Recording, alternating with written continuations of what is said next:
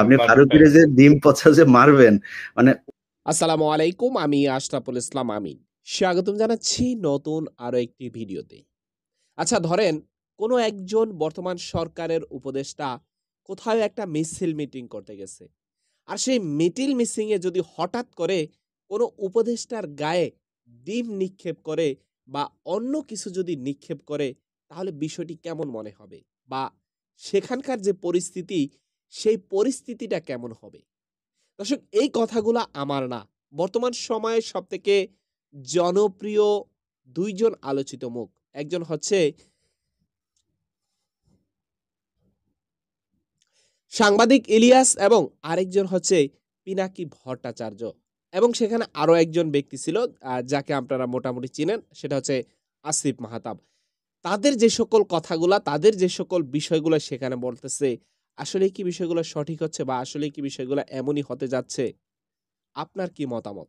তাদের থেকে একটু ভিডিওর অংশ যদি দেখাই, তাহলে বিষয়টি আরো সুন্দর করে বুঝতে পারবেন যে বর্তমান যে উপদেষ্টা পরিষদের যে উপদেষ্টা মন্ডলীরা রয়েছে, তাদেরকে নিয়ে কি বলতেছে। চলুন একটু ভিডিওর সামান্য অংশ আগে আমরা দেখি।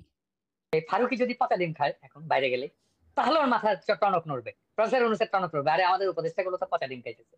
লজ্জা তো ধরেন, লজ্জা তো দাদা ধরেন ওই যে আমাদের গ্রামের একটা কথা আছে না যে একজনকে বিচারে জুতা দিয়ে পিটাইছে, পেটানোর পরে বলছে যে আমার জুতা দিয়ে পিটাইছে, মান সম্মান আছে, যদি আরেকজনের জুতা দিয়ে পিটাইতো তাহলে কি অবস্থা।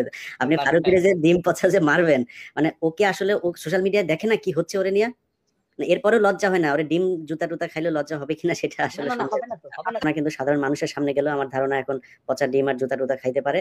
এই উপদেষ্টা পরিষদে যারা আছে তাদের বোঝা উচিত, তারা যদি উপদেষ্টা পরিষদটা ভেঙে যায়, সেটা যদি সেনাবাহিনীও আসে, তারা মেম্বার নির্বাচন করে জিততে পারবে কিনা সেটার খুবই সন্দেহ আছে।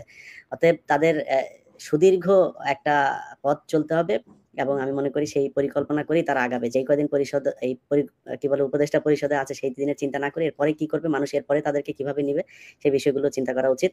হ্যাঁ, পচা টমেটো খাইতেছে, তখন ওদের টনক নড়বে। আচ্ছা আচ্ছা, একটা একটু ইন্টারাপ্ট করি। আজকে খুবই একটা ইন্টারেস্টিং জিনিস দেখলাম আমি, কিন্তু ওনার ফেসবুকে যেই ফেসবুকে উনি আজকে স্ট্যাটাস দিল যে ওনার ব্যাপারে যেগুলো পোস্ট দেওয়া হচ্ছে তার অনেকগুলো মিথ্যা।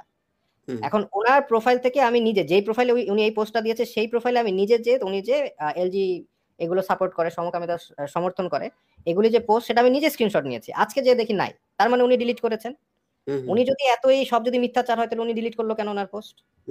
ওটা তো আমি নিজে করেছি কাজটা। সো ডিলিট করে তো লাভ নেই, এগুলো তো এখন সবার হাতে হাতে চলে গিয়েছে। সে ডিলিট করলেই হবে? সে তো সে বোয়াগ। এবং তার যে সিনেমা নাটকগুলো আছে সেগুলো সে ডিলিট করবে কিভাবে? আমি আজকে কথা বলছিলাম বুঝছেন একজনের সাথে, তার একটা নাটক আছে, নাটকের নাম হচ্ছে, আমি নামটা ভুলে গেছি, এই যে দেশাত্মবোধক গানের একটা কথা আছে ওই গানের নামে সেটাতে জামাত ইসলামের আপনার গোলাম আজম টাজম এদেরকে নিয়ে কটাক্ষ করে করা আছে। তিনি করছিলেন, বাইরে ছিলেন, বাইরে থেকে সেটে গিয়েছেন, সেটে যাওয়ার পরে একটা শুটিং হয়েছে, ওইখানে শুটিং। দর্শক নিশ্চয় ভিডিওর সামান্যতম কিছু অংশ আপনারা দেখলেন। পিনাকি ভট্টাচার্যের যে সমস্ত কথাবার্তা বা সাংবাদিক ইলিয়াসের যে সকল কথাবার্তা, সকল কিছু মিলিয়ে আপনাদের কাছে বিষয়টা কেমন মনে হয়েছে সেটা কমেন্টে লিখতে পারেন।